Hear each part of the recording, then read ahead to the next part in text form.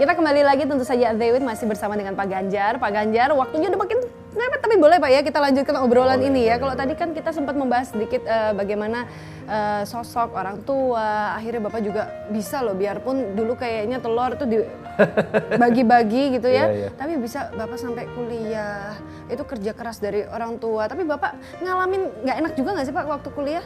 Kuliah saya naik sepeda, saya nggak bisa bayar SPP 4 semester, saya pernah cuti 4 semester. Penundaan SPP rutin, jadi biasa saja. Jadi saya juga tidak terlalu berprestasi waktu mahasiswa, biasa saja. Memang kondisi saat itu justru menempa kita untuk survive. Saya mengajar di 2 SMA Mbak, ada bayaran 132.000, 135.000 saat itu. Ngajar ke pecinta alaman. Jadi saya ketua Mapala waktu itu di klub saya di Fakultas Hukum UGM itu namanya Majestic 55. Jadi dulu kita ngajar di 2 SMA, satu di Bantul, satu di SMA 8 Jogja. Nah saya mendapatkan tambahan penghasilan dari situ. Jadi kalau cerita kurang kita udah katam lah. Itu udah terpaan yang hari-hari lah ya. Udah hari-hari, nggak bisa bayar SPP, terus kemudian buku pinjem dan sebagainya, udah biasa.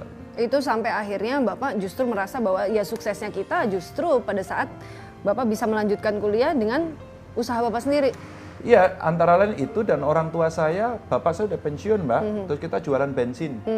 Jadi kalau saya pulang itu kita kulakan bensin di pom bensin, terus kita jual bensin eceran. Saya angkut itu.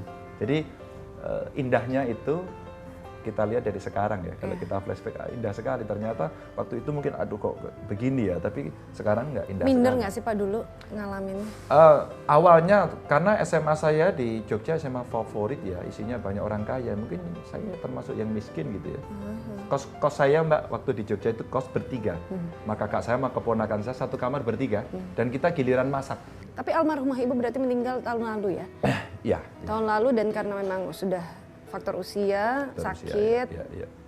Dan waktu itu juga ada kisah katanya secara romantisme antara Bapak dan Ibu itu kayaknya justru hal yang Bapak lihat sampai mereka usia lanjut mereka tetap loh.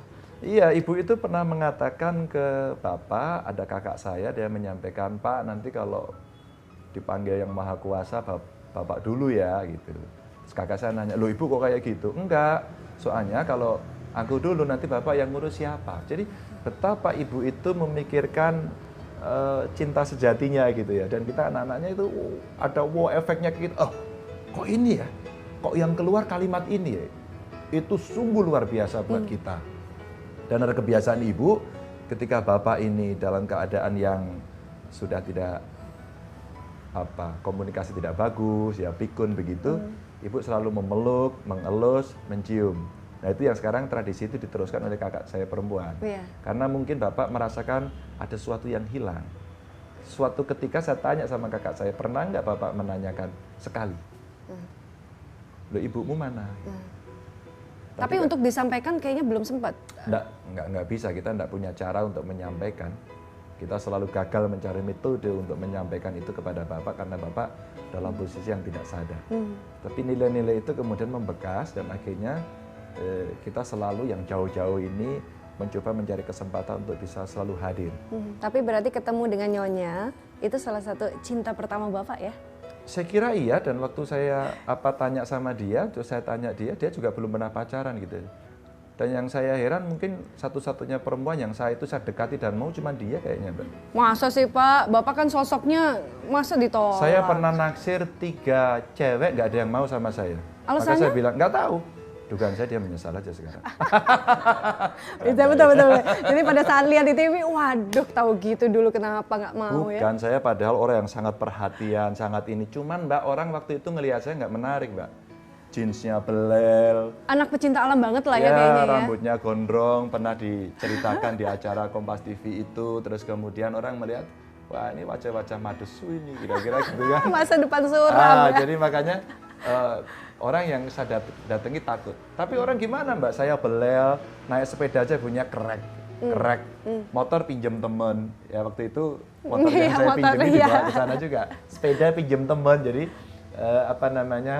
nggak asik lah di antara teman-teman saya yang sudah punya saat itu, udah pakai mobil, udah pakai itu gitu ya. Tapi Bapak pede aja lah ya, ngapelin ibu waktu itu, ngapelin nyonya itu kayaknya pede-pede aja. Pede Mbak, saya hanya ngelihat hati ini kayaknya mau deh.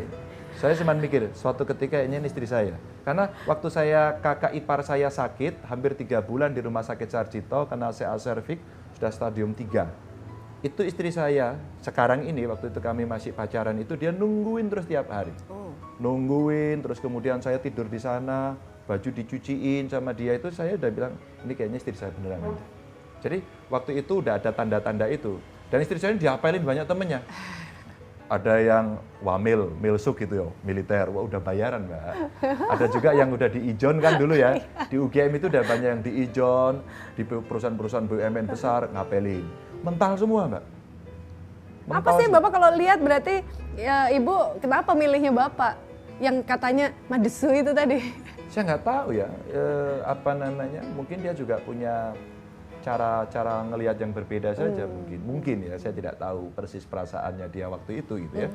Tapi yang jelas ya awal-awal dia ngelihat itu pernah akan kecewa. Jadi kita jadian-jadian pertama itu tahun baru saya lebih kumpul sama teman saya naik gunung. Sedangkan dia tahun baru tidak pulang ke kampungnya, di kos-kosannya dia sendiri. Nangislah dia. Jadi sebenarnya nggak ngeklik di awal itu, wah ini lepas, kira-kira gitu. Ternyata, wah mikirin temennya, nggak mikirin kita gitu kan. Itu awal-awal dari cerita ya. Tapi biarlah itu menjadi romantika masa lalu kan. Berarti sekarang ini waktunya udah mulai mepet Pak, daripada Bapak nanti telat ya. Karena habis ini Bapak akan rapat kan. Dengan tapi boleh saya ikut Menteri ya? Desa, boleh. Nanti kita ke sana ya. Oke, kalau gitu saya nanti akan ikut di mobil Bapak boleh ya Pak Boleh, ya? boleh. Aduh mohon izin dulu nih Pak, soalnya kesannya kok saya ngikut-ngikut terus aja. Tapi untuk itu jangan kemana-mana, nanti kita lanjutkan perbincangan ini di mobil Bapak menuju ke lokasi berikutnya. Tetap bersama kami, Adewit, Bapak Ganjar Pranowo.